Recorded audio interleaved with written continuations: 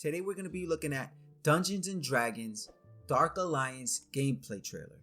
Now, I'm obviously an old head. I've played Dungeons and Dragons for over almost 15 years now. I love the stories. I love the Forgotten Realm lore. I love the characters. I've been reading about the Companions of the Hall, some of the main characters from the Forgotten Realm, and Cayden is probably looking at me like, what are you talking about? Okay, so if you have any questions while we're watching the trailer, Who's this? What's that? What are they talking about? Let me know. We'll stop the video. You can ask me. Okay. If you guys are excited about this video game as much as I am, let us know in the comments. I'm going to be playing with Cayden. I know that it's a co-op game, so I'm definitely going to have someone to play with. And besides that, let's get into it. Yeah. Starting it now. We call them beholders, wraiths, giants. Okay. They call us snacks. So when those bastards come to claim your world, send their ass to hell. That's right. Hey, okay. Cattie-brie, Wolfgar. Cool.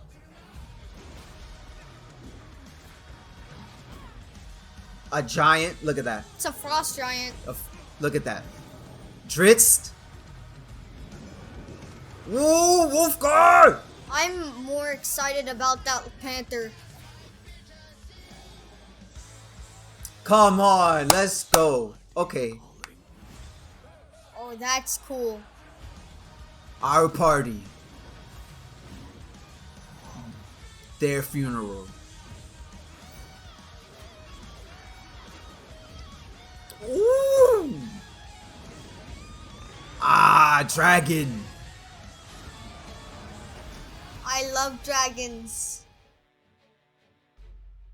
So what we're going to do now is go through this bit by bit slowly and see if there's anything that pops out to us.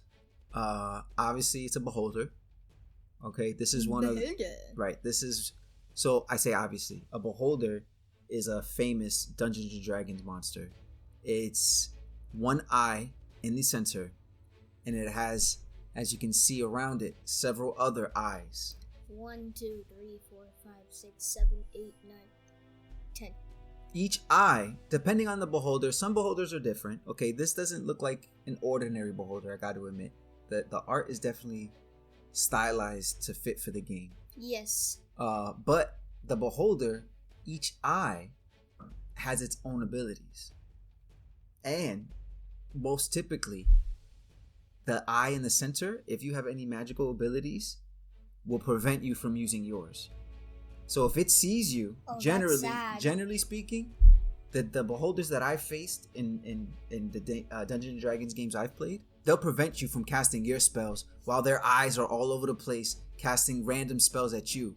One eye will have fire abilities, the other eye will have necromancer magic, ice abilities, lightning, so on and so on. That beholder is overpowered.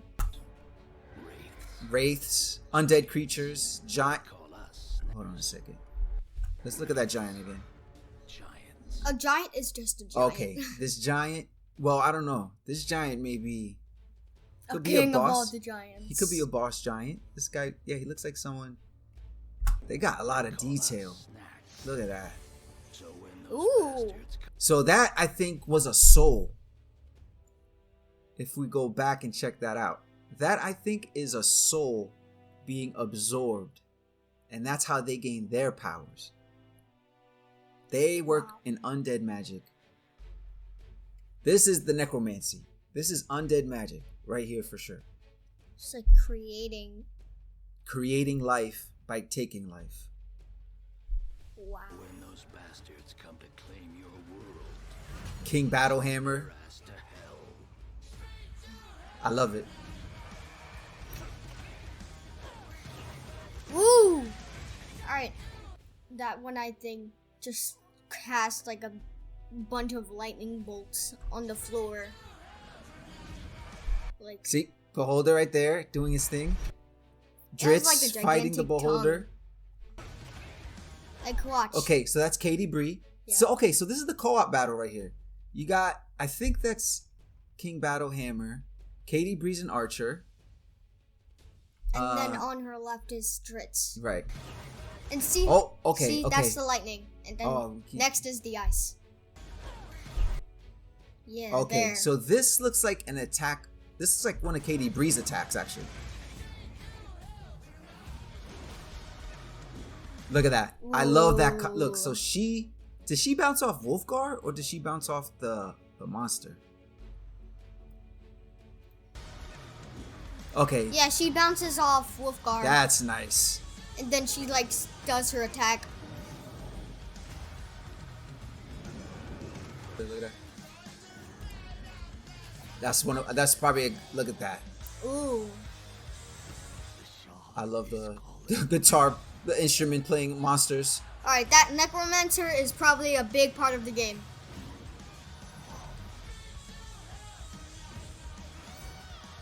The combat looks great.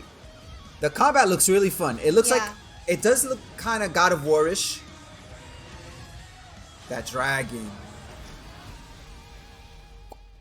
It looked like they wanted to really highlight the combat. And I gotta say that the combat was very interesting to me. It appealed to me. It looked like you felt the hits that you were laying on the creatures. The spells seemed very interesting. It's very fast paced though. I will say it's very fast paced and you have to work together as a team, I would say, to be as the most effective as possible. The battling against the giant looks fun too. What do you think? Yeah, as you said, there's a lot.